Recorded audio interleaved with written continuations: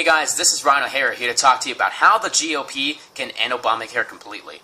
Now, before we get to that, I want to tell you something. I had a conversation with a guy earlier today that was saying, you know what, I wasn't qualified to talk about this because I'm not a history scholar.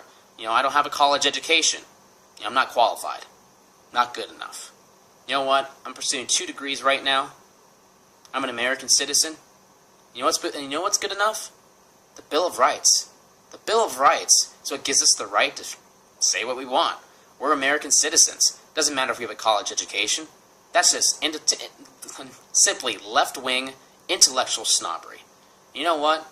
I'm going to work hard these next couple of years. Going to graduate early from school, go to postgraduate school, and do more school. And I'll be even more educated than some of these left-wing snobs. But you know what? I'm not going to stick it in their face because I have more class than that. And we conservatives, we're going to be a factor here in the future. Thank you. And with all due respect to the guy, I reject your request. I have a job to do as an American, and that's to deliver news. My opinion. But anyway, John Roberts, not a conservative justice. He changed the law. His role and job as a Chief Justice is to interpret law as is, and that's not what he did. So, by changing the law, it's not as it was. So he changed. Obamacare should have been defeated right there, but it wasn't. And someone told me, conservatives rule the court. No. For 4 liberals, 3 conservatives, 2 moderates. The moderates, Kennedy and Roberts. The liberals, Ginsburg, Sotomayor, Kagan, and Breyer. The conservatives, Alito, Clarence Thomas, and Antonin Scalia. That's how I see it. But anyway, imagine there are a couple provisions that have just come out in the recently that now the American people are finally starting to wake up.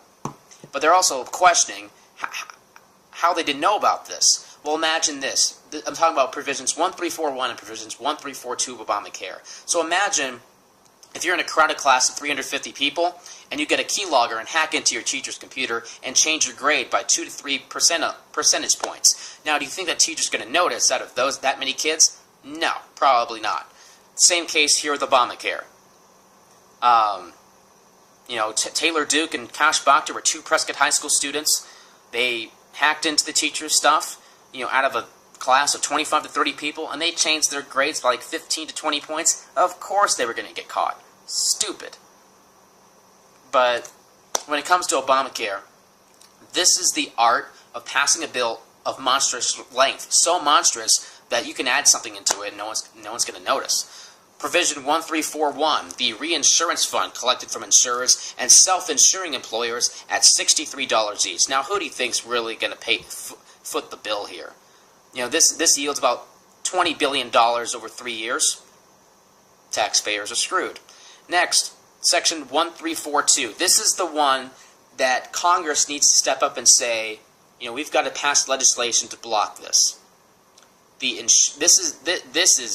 This is what really ticks off a lot of Americans. The risk corridor provision, which ensures this pretty much mandates all taxpayers cover up to 80% of all insurance company losses given this health care plan fails, which it already is. So we should already be prepared for this insane mandate. Now, like I said, never heard of these? That's the art of passing a bill of monstrous length. No one's going to notice what you put in it. The American people are finally starting to wake up. Nancy Pelosi was right. We needed to pass a bill to know what's inside. And now we know what's inside. And the American people are going to stand up and fight against this. And I got to tell you, Congress needs to stand up right now. The GOP, the guys in Congress are weak. They need balls. At least the guys. But I mean, seriously, in all seriousness, we need to pass legislation to block this. There's nothing in the Constitution that says, if the federal government, fails in something, oh yeah, we fail, okay, the taxpayers the taxpayers got it. No. Nice try, bro. No, that's not happening. The Republicans have power in the House. They can pass legislation. They can do it. It's just, do they have the courage to do it? Now, a guy like John Boehner, I don't think so.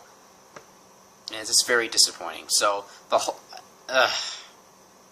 it's hard enough when you have majority, but a majority of the Republicans in the House are moderate Democrats. So if they pass this, I hope they do. I hope they at least attempt to pass this legislation to block the mandate. But if they don't, we're going to be in trouble. The Republicans and Democrats are going to be in trouble. Coming the midterm elections, the 2016 election is going to be a disaster because Chris Christie looks like he might be the nominee. If we nominate Christie, we're going to lose again. We are. I mean, just be prepared for it. Hillary Clinton will probably be the nominee for the Democratic side.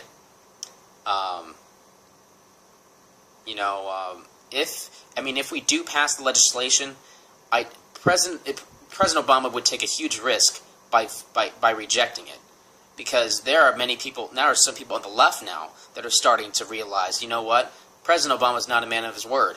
Heck, a liberal website like PolitiFact, even is rating, his quote of, "You like your health care plan, you can keep it." Their rating is a lie, as completely bogus.